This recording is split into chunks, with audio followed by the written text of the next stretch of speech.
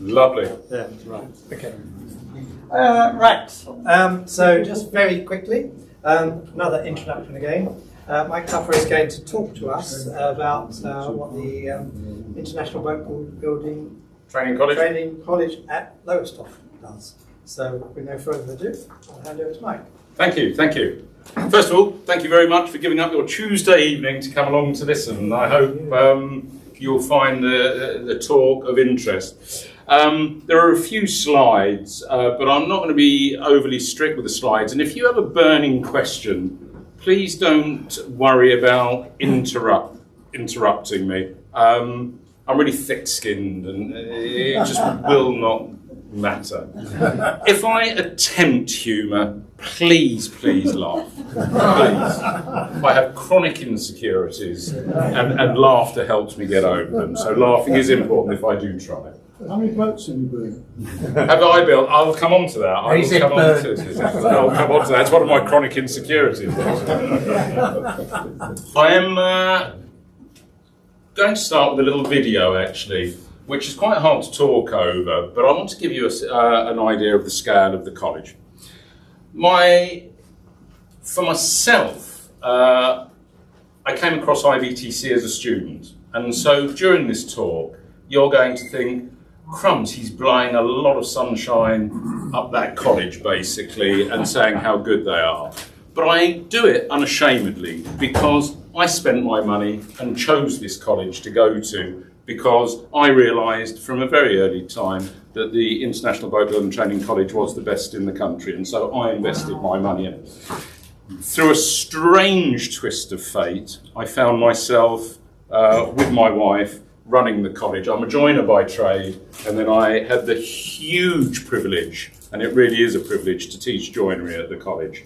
I am now what I will call a guardian. Do not worry, I am not going to whip out a silk cape, put satin pants on and do an impersonation from Marvel or anything when I say guardian. But as the talk goes on, I will explain what I mean by why it's important that people don't just own the college, they are guardians for the crafts and skills moving forward. But I'll come more on to that. So let's start with a little bit of a video, if I can remember how this works.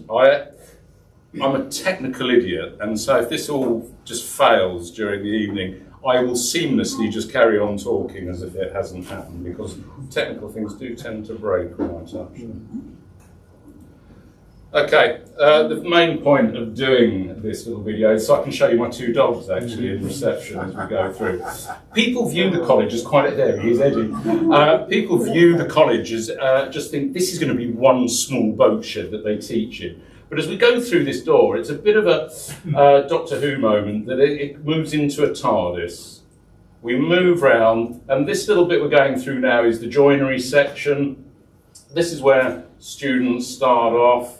Just going through. There will be these odd silences from me now with the video bit, but I really do want to give an impression that this isn't just a little boat shed somewhere where boat building is taught. We then move through into the main boat shed where you'll see so many different types of projects, new and old. Caulking practice there, going round, a little bit of steaming going on. Can you see larger vessels there? Steaming, out they come, steaming box.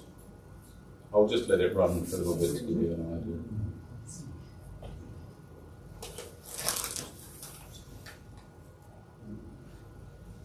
It's not all about traditional building. You'll see coming up here, there's a little bit of GRP fit out that I will talk about a bit later, because I will ask what boats you have, but I would imagine most people have got GRP boats. I understand it's a material that's going to take off quite well in the boating line.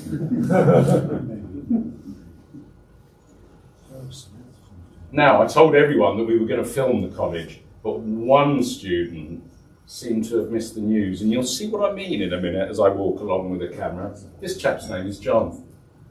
I'm getting close, and John still doesn't know I'm there. I actually had to push him out the way eventually. Coming around, do you get an idea of the size of the college and the way it is taught? It's not a pristine space. It is a very real boatyard.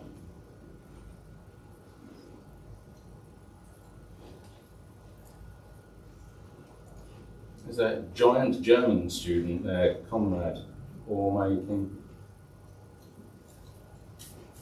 There it goes on, there's background loads. A little bit more steam. This is funny, this bit, because it goes horribly wrong, these guys. These are a well-worked team, these people here doing the steaming, and this is one plank, they get horribly wrong as it comes out. Huge steam box, on goes the plank. They didn't have the clamps quite ready. So everything's warts and all as well. And at this point I'm thinking, do I carry on filming this? Because they can't get the clamp on the back. And so I think, walk away from it. No, I didn't. I filmed it a bit longer, hoping that they would get it right, and then walked away from it. That's our machine shop, and I'll cover a little bit later about how we teach machine training as well, because we are unique in a lot of the ways and trust that we give students when we teach. I am wishing that bloke had sawn that, and he just didn't put it through the saw. Only a few more seconds left. I'm just going to run round the corner. Health and safety, not Yes.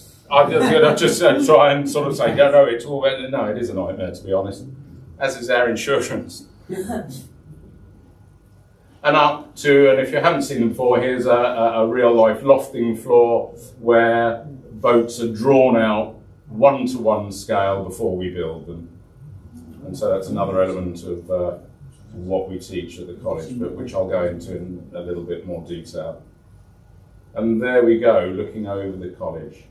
So that is in one big building. A lot of people say to me, it's very strange that this building is in the middle of an industrial estate. And they say, oh, what a strange place to put a college in the middle of an industrial estate.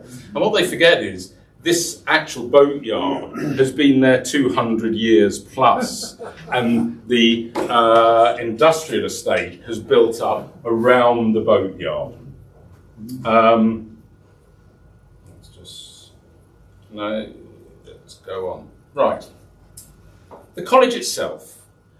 Is anyone in here, did you hear the talk I did here about 7 years ago, 6 or 7 years ago? Good, I can use the same jokes and everyone should laugh without going, I've heard that before.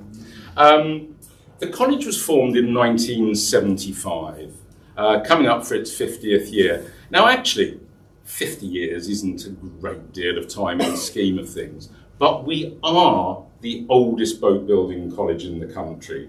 Other people have imitated, copied and failed, but we still maintain as the oldest boat building college in the country. We were set up because, and this sounds familiar with every generation, there was a skills shortage. Yes. What a surprise. And I will say, and I'm not going to be at all political tonight, but I will state that in this country, we don't support our skills enough. And I will just expand on that a little bit about putting money into something doesn't necessarily that the result at the end of it is actually fit for purpose. And we certainly do fail. I don't mean the IBTC. As a nation, we can fail, or in certain areas, which I'll come on to. But a group of boat building yards got together and actually paid a levy, which people do now, companies do now, to actually train people to work in local yards. The popularity of this scheme basically took off very quickly. And in the early days, the college was inundated with people wanting to learn boat building. Traditional boat building, when there were a lot more wooden boats about. Now, it got to a point where the local yards then, if you like, filled their quota of skilled people. And so the college looked further afield and went out and took in schemes like the youth training scheme. Does anyone remember that? The YTS schemes, that actually did quite a lot of funding through the college and other schemes. But the college as is now, or is now, as was then, still privately owned. And again, I'd like to hold that thought as we go through, because we are making some changes that you may find interesting. The syllabus itself, as I said, was set out to meet the requirements of local boat builders. But we're not reinventing the wheel. If skills are important, they're not going to change overnight. To build a wooden boat, you need certain skills. And to provide those skills, it doesn't change whether you're building that wooden boat this year or 50 years ago. Those skills are the same. And so when the syllabus was actually analysed, it's very similar to the Victorian apprenticeships that were in place and indeed were then passed on to Woolsash in Southampton. The actual skills and modules were virtually exactly the same, except more formalised actually. The boat building industry itself, you're probably aware, like many industries, is very up and down. It's very cyclical. I'm really pleased, and excuse the pun, it's very buoyant at the moment. And in 2021 and 2022, our one-year course graduates, everyone got jobs. And in fact, one entry of 10, everyone had jobs before they left the college. So the demand is high. Why is it high at the moment? I've mentioned, actually, sorry, I'm just thinking about this. I mentioned about the advent of a rather evil invention called GRP, or glass reinforced plastic. Like many things, when materials advance, we tend to say, right, we don't therefore have to train in other elements of boat building or industry. So we are we being overtaken by machines? But we still teach the long course, which is a 47-week course. It starts 12 weeks in joinery. The joinery is all completely hands-on, no power tools. And that's not so I can come to presentations like this and say, look, we're really clever, we don't need power tools, we can do everything by hand. It's because I'm a really, really big believer in, if you want to understand a material, the way it works and how to work it, you've got to actually work that material. There's no point putting a sharp implement into an electric motor and expect to understand the medium you're working with. And that is so important, particularly when we look at boat building and the form and shapes we have to form. There's some objects over there. One of them is the tool chest that you see there. That is every 1 year or 47-week long course student will make one of those boxes. That is made by hand, no power tools. All the dovetails are cut by hand. That one, I've got to admit, was built by an incredibly talented student. Yes, funny enough. But, okay, not everyone will have straight raw talent, and some people have to be developed a little bit more. But I wouldn't be worried about going out into the boat shed and picking up anyone's tool chest and bringing it to an evening like this and saying, that's the quality we aim for. One of the things that I personally find that is frustrating when we look at trades and crafts is that things can easily be drawn down to the lowest common denominator. And it is very important that we remain quite harsh about it and say, no, that isn't meeting a standard. Would you kindly make that again? And we have to find a balance, because at the moment, most of our students are fee paying, and you find yourself in this strange situation where every now and then a student will say, well, I'm paying to be here, surely I can just do that. No. We need a standard to be reached, and if it isn't, you do not get a diploma from the college.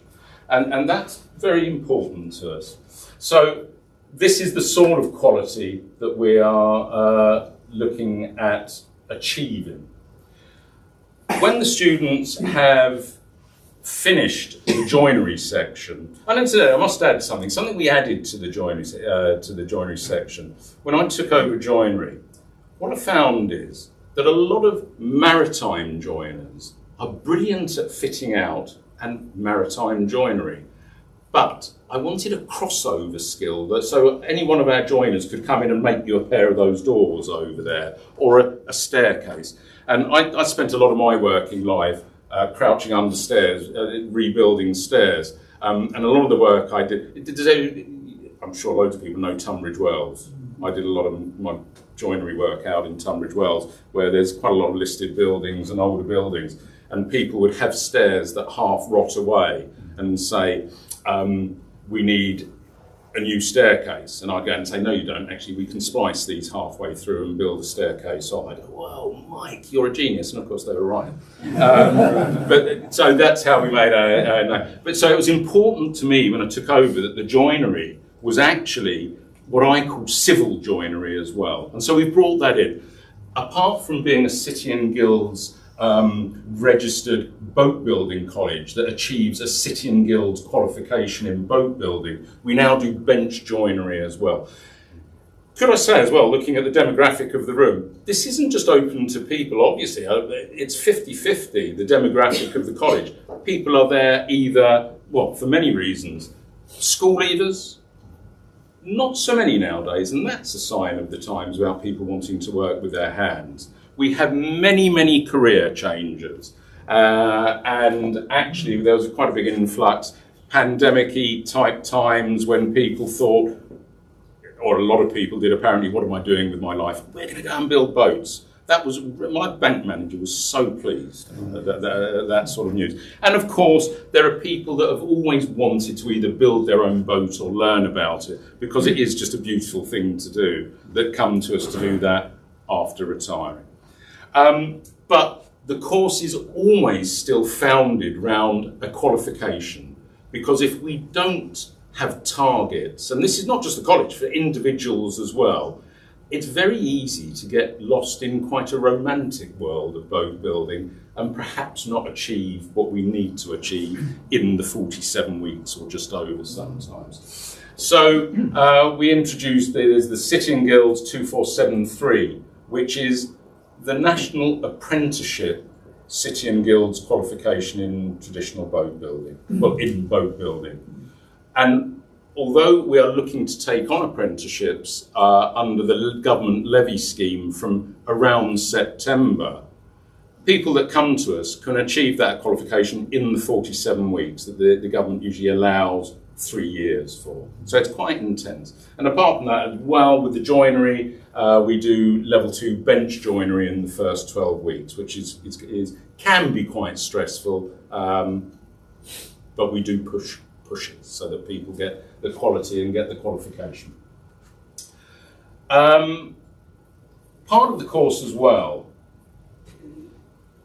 is modules, and the whole thing is built up in modules. So, does anyone own a wooden boat here? I think that's important. Ha-ha! The pearly gates await.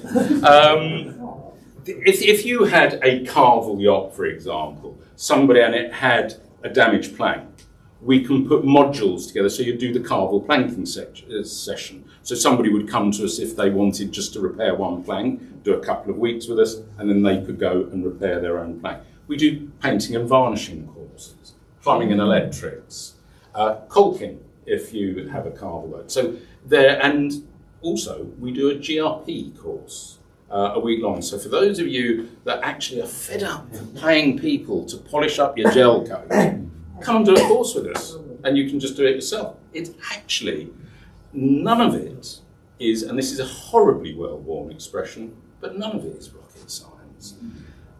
Everything we do, although obviously there is skill involved in it, the way I teach joinery is, and boat building is the same, if we stick to processes, joinery is processes, As humans, though, for some reason, we want to bypass processes to get to the end result more quickly.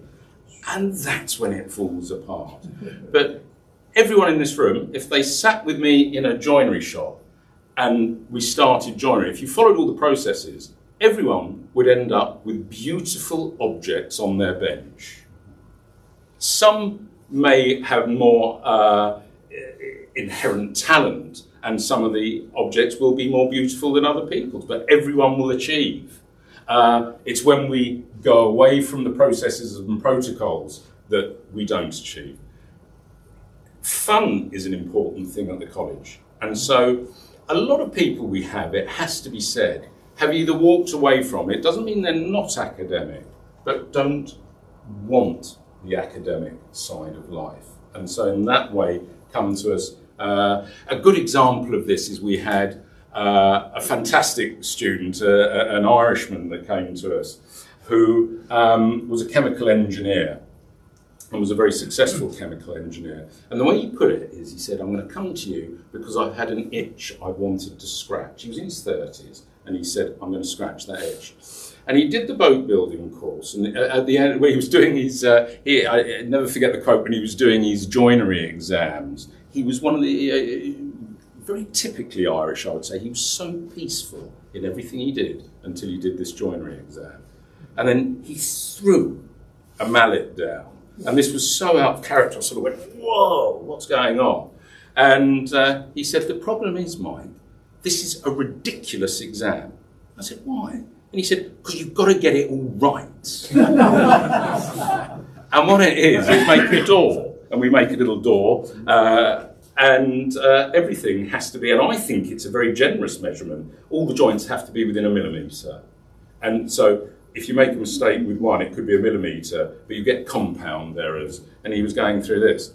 And I just said to him, you've got to remember, next time you go into hospital, I hope your surgeon's passed all his exams. And just, now, it's funny, because that student then, right near the end, didn't finish his final exams of boat building, and he was offered a job back in the chemical industry.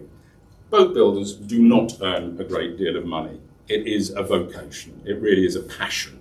And he said, I just can't turn down the financial offer I've been offered. And I was going to say, I don't cry often. I am quite an emotional chap. When it comes to skills and everything about the college, I do find tears coming down my face sometimes.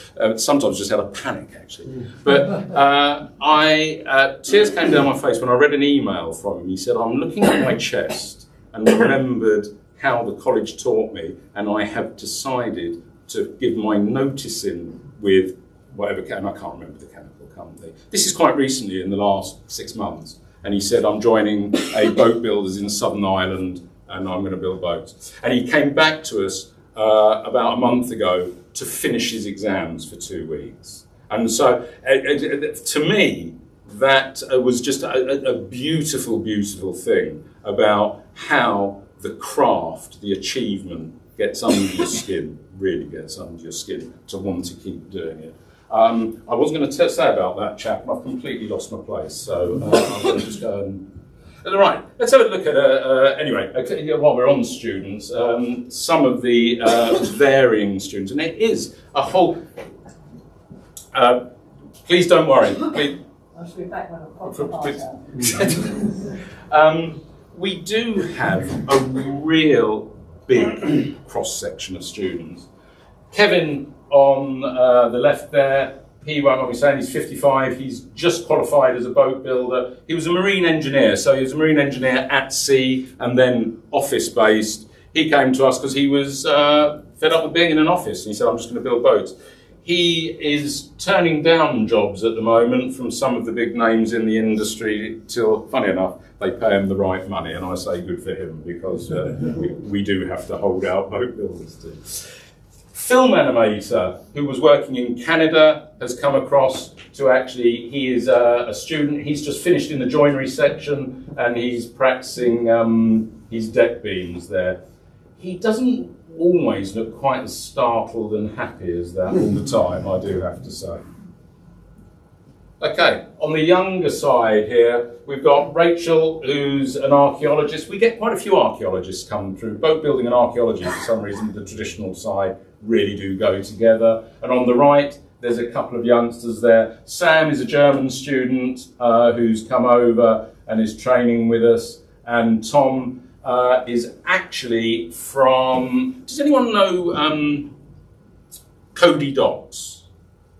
They're in E14, one of the poorer areas, just very close to us here. It's a charity to the London Iron and Boat Building Company was based there, and the boat building heritage, not that much further down this river, is immense. And what they're trying to do is, and very successfully, is open up the docks. And it is like a green space on the, is it the River Lee? Yeah. On the River Lee. And I went to see this just out of interest with Tom, met his dad. I never thought I'd see a kingfisher on the Thames. And it's got reeds in this. It's completely, you know, we are talking really yards away. Reeds and a kingfisher went past. Absolutely amazing. They're revitalising these docks, and it's going to have a slip there for barges to come in, and this young man is going to be the boat builder there.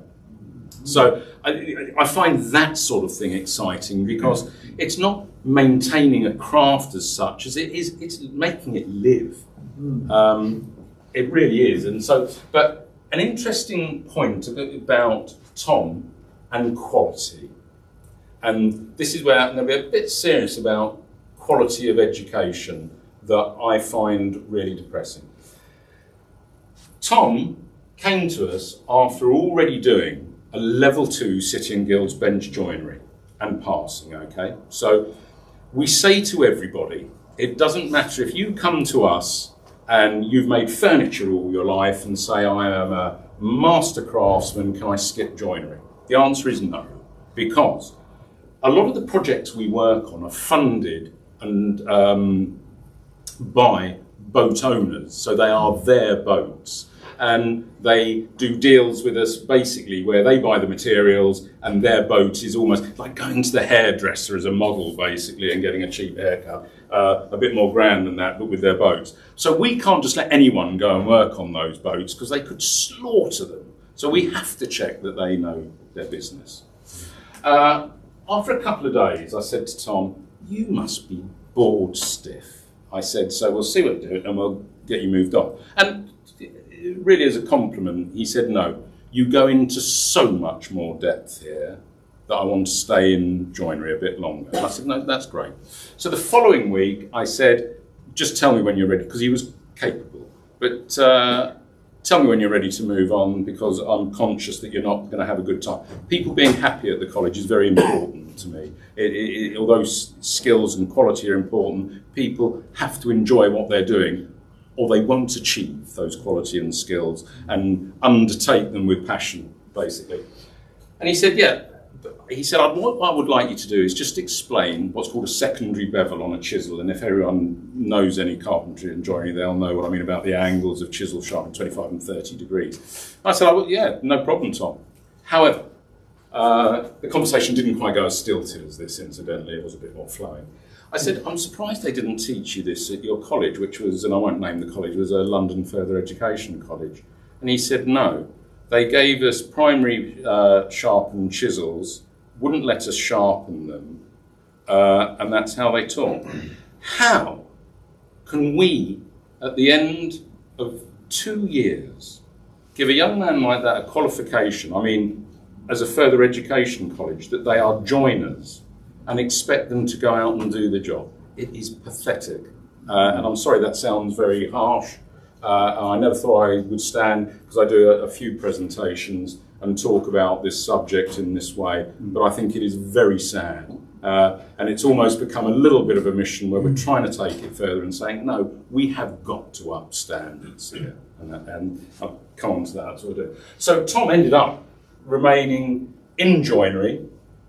He didn't have to do his City and Guilds again because he had a pass, in inverted commas. But he made one of those boxes there, like tool chests, and this is testament to what a lovely young man he is. He gave it to the timber supplier that helps out Cody Docks, the charity.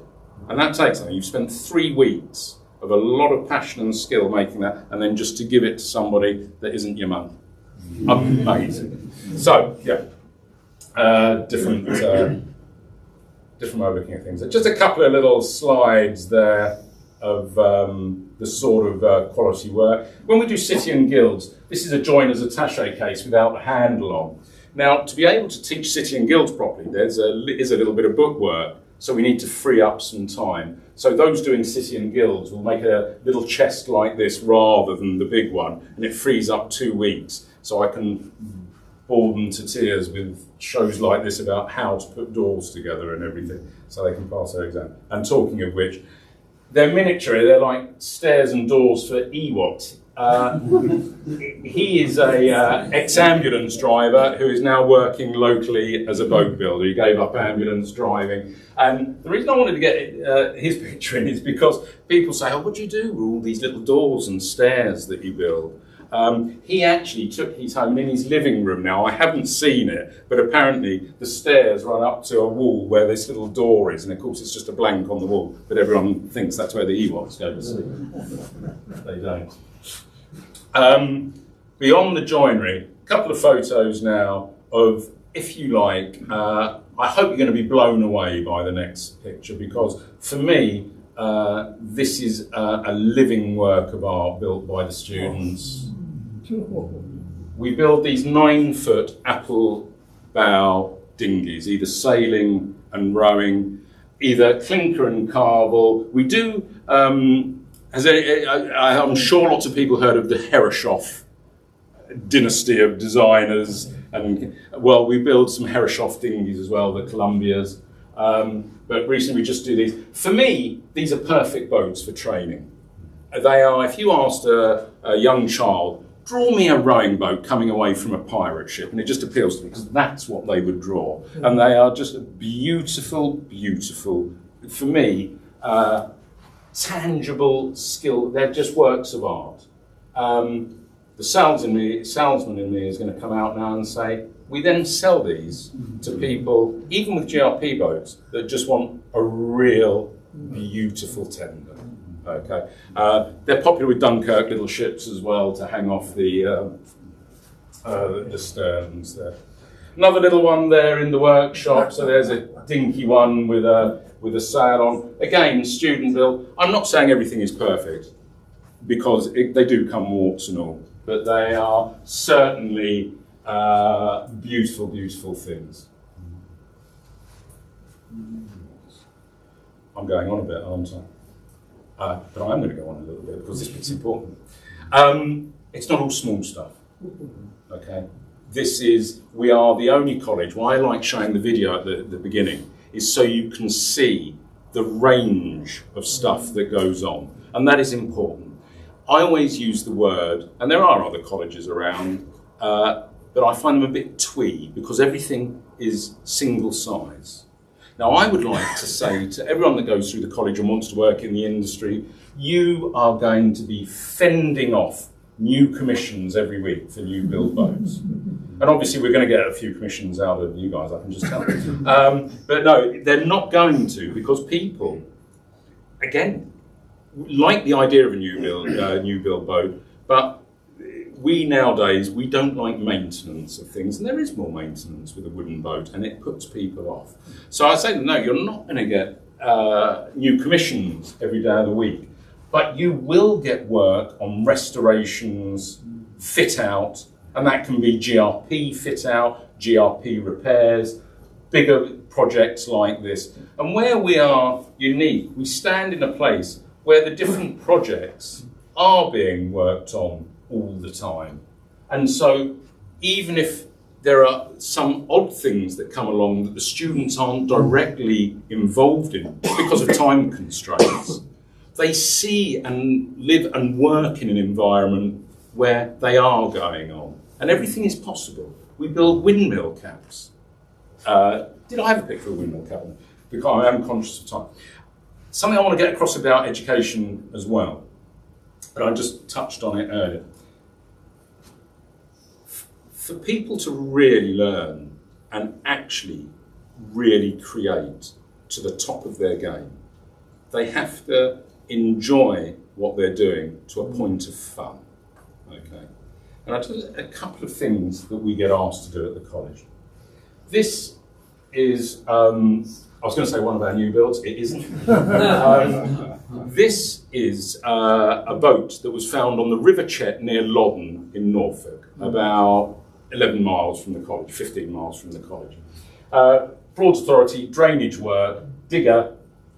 He had the nous to stop when he hit something solid. They came, got the archaeologists in, stripped it back, and sure enough, that is 6 metres long, although you can't gauge it in the mud, carbon dated to 900 years old. Now, the Broads Authority came to us and commissioned us and said, we'd like you to build a replica. Couple of problems here, and this is what becomes interesting, just as a project, but in education as well. That boat could have been like that because it was built by the crappiest boat builder in the world. And that's why it's at the bottom. And you can't open a little locker down here and take out the logbook or the plans. So we don't know that this boat was ever successful. So what we did is build, I don't know what we didn't build, a half-scale model. We built, of all things, a 2/3 scale model. So we might as well just build the thing. And it did, we got it to work as it should do, and then built the replica, which is there. And there are a lot of Norfolk double-enders that are exactly the same as this, but just painted more nicely, same design. They are really efficient. I still don't believe it had a sail on it, I have to say, but I was talked down on that. It still grieves me to see a mast. I don't think it did. I think it was for unloading goods and reeds, and I reckon that would have been a stumpy. The reason they thought it had a mast on is because there's a little mast step in there, a donut left in, but it doesn't sail well at all. And I think that was more as a little davit to unload the reeds with. That's just my view. But where this leads on to, our storeman, of all people, at the time, was a chap called Gary Breeze, who is a world-renowned stonemason.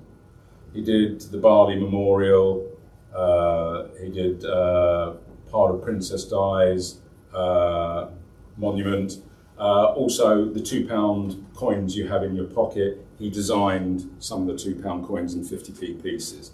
And he worked in our stores. He built his own boat and then worked in stores for a while. Basically, he just wanted to get away from it all. He did a Chelsea Flower Show and won a gold one year with a stone. I don't really understand what he did, to be honest. I don't know why he won gold. But he came to us and said, do you fancy a go at Chelsea Flower Show? Of which I said no. I hate gardening and I hate most things about gardens. Sorry about all the gardeners in here. My wife loves gardens and everything about gardens and said yes. And once again, I was overruled. And we did Chelsea Flower Show. And it was done by students, Gary, myself, and it's a testament to students and instructors working together in a field that they don't know, but achieved this and won gold at Chelsea Flower Show. The great Monty Don said, I only call him great because I know what he said about our garden. He said it was should have won the best in show, but we didn't. But we did get a gold medal for it. And again, I've got to stress, it's a testament of bringing people together and working at trying to reach perfection. Trying to, but still in a fun way. And so we do go out into the woods and break logs up and do it traditionally. Not that anyone's going to do it in a boatyard because it takes too long, but it is part of the greater learning. We've got to teach in the round, not just say, that's what you've got to do for a week to be able to put a plank on a boat. I want the students to be able to say, do you know, we can put a plank on the boat. Do you know, we split a log and saw how it would be done historically, and we understand the properties of the timber. Has anyone split an oak log and heard it split? It is a beautiful, not the oak obviously, but it's a beautiful noise as it comes apart. It really is lovely.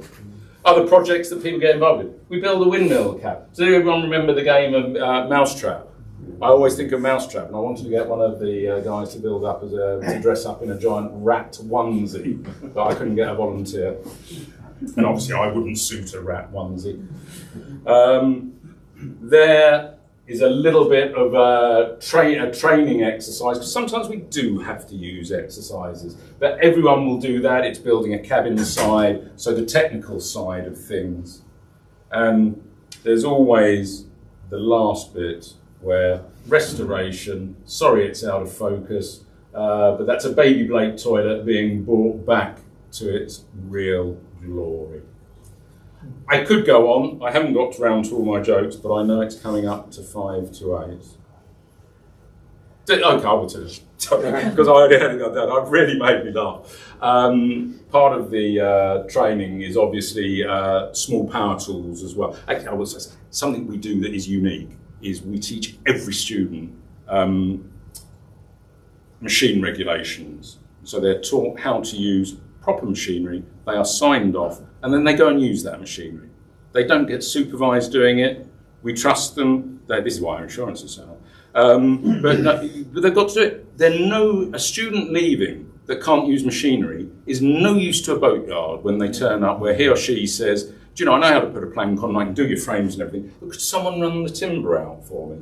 We are the only college that will allow that. And we do small tools as well. Power tools, and we have to do that. We had one student started a power tool on the bench and then suddenly, bosh! Not Makita, bosh.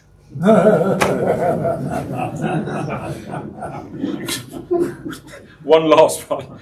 Okay, this one, no one ever laughs at this joke, but it was my grandfather's favourite joke.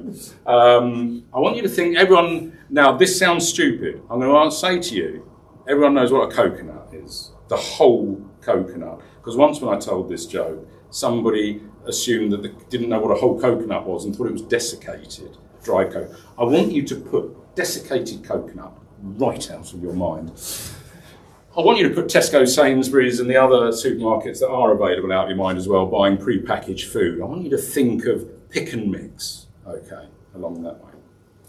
This was my grandfather's favourite joke. Sadly, my grandfather wasn't a very funny man. He was a lovely man, but not very funny. But he still liked this joke. He was a greengrocer. Bloke walks into a greengrocer. Half a pound of mixed nuts, please. Go easy on the coconuts. See, I have got a laugh tonight. Usually it's tumbleweed goes through. I do use it as, if I said 250 grams, and I sometimes use it as an example of how changing times can actually change a whole concept of what you're looking at. Fundamentally, I still believe it a funny joke, but it doesn't translate into Thank you so much. No, don't clap yet. There is one thing we're doing. I said guardian at the beginning. The importance of the college having a guardian is we are changing the college to a charity. And the reason we're doing that is when it was first brought up, it didn't sit easy with me because I have never, ever been involved in charity. But we live in a world now where there are a lot of trusts, educational trusts, that are set up to actually put money into colleges like us so we can train people, because there is a disconnect in the boat building world. I said right at the beginning that boat builders aren't the greatest paid of tradespeople. A bricklayer in London will probably earn 2 to 3 times as much as a boat builder will in East Anglia. Now, the point about the disconnect is if somebody has to pay for their own education, and our year course is about, with the VAT, 17,000. We've got to get over this point where particularly young people pay for their own education to then go and get offered minimum wage to build a boat. And this has to stop. And this was the final thing that made me and my wife decide that we're going to go the charitable route, so no longer will the college be in private ownership, where at the end of it, if I decided to sell up, I could do and close the college. I feel so strongly that these skills, are a beacon keeping these skills alive properly. And so we have to become a charity. So we are actually going to do the rounds. We need to get people that are willing to sponsor students that can't afford to come to the college. We're looking at site ownership and everything. And I really think rather than become in the next 5 years salvaging the skills, I want to turn it so this whole education can develop to be a thing that perhaps catches on again in the modern world, that we need more of these skills to live in a less homogenised, machine-made world. Thank you ever so much for listening. Thank you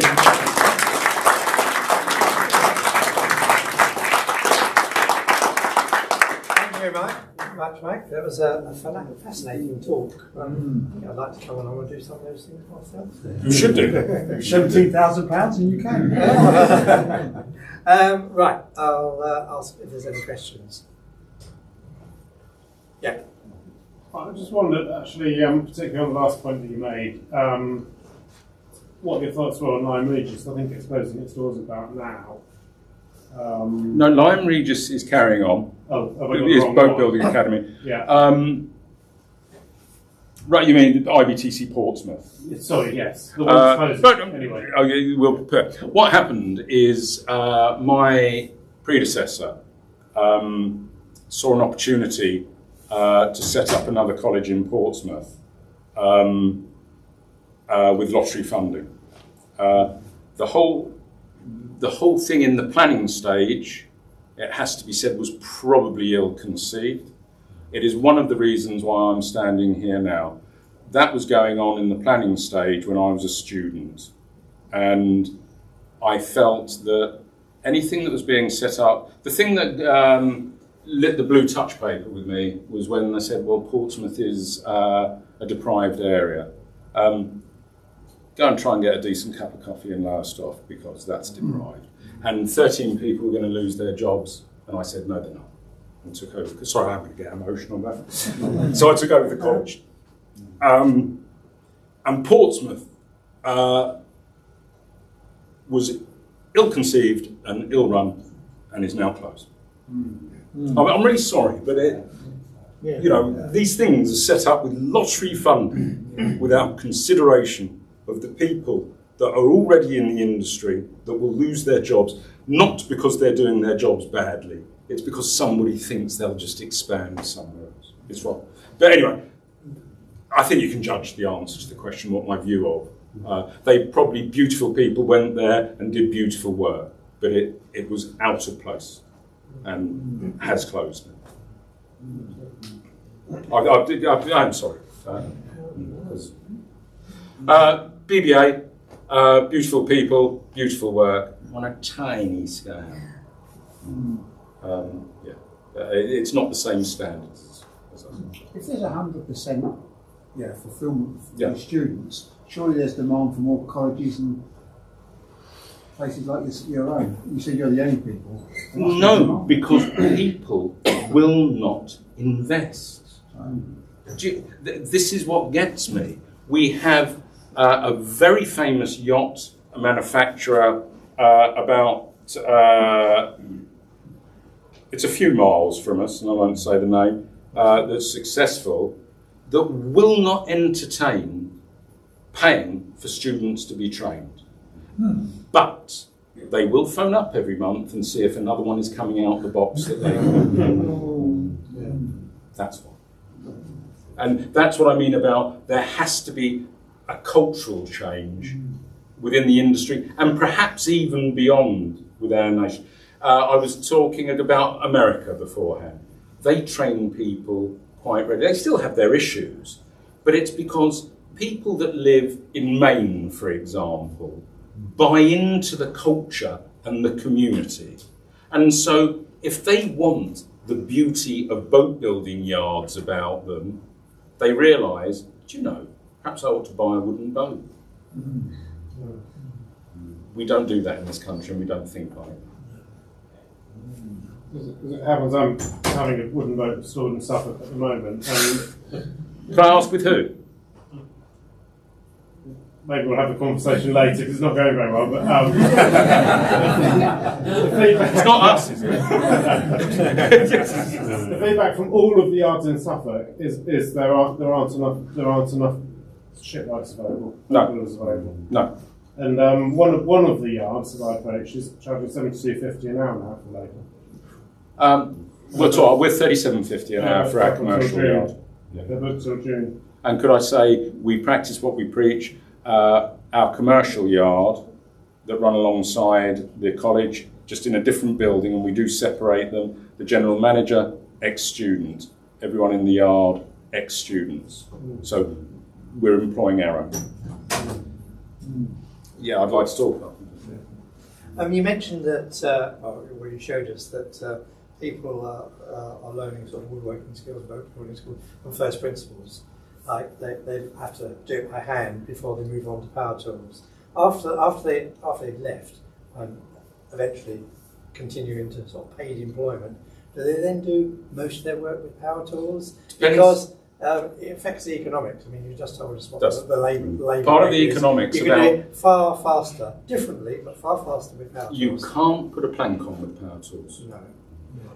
When a plank goes on, it is based on station moulds and angles. Each plank is individual that goes around a station mould. So the bevel on a plank, when they go together, has to be individually or blended around the boat, because it changes because of the compound nature of the shape of a boat. And so that can only be done with a block plane and spoke shave. And that's part of the reasons why we teach what we do in joinery, so that hopefully it's second nature, these tools in their hands. That is one of the reasons, apart from maintenance, why perhaps wooden boats have become a little price prohibitive, because wages compared to what they were a little while ago have caught up a bit. But you'll still be hard pushed to build one of the 9-foot dinghies, one of the really beautiful ones. If I had a commercial boat builder on it, you'd still be hard pushed to get that done in 3 months. Indeed, there's 108 hours, of painting and varnishing in one of those boats. Preparation and painting and varnishing. So that is why a wooden boat, done properly, commands quite a lot of money. And it's whether the market will take the price of that.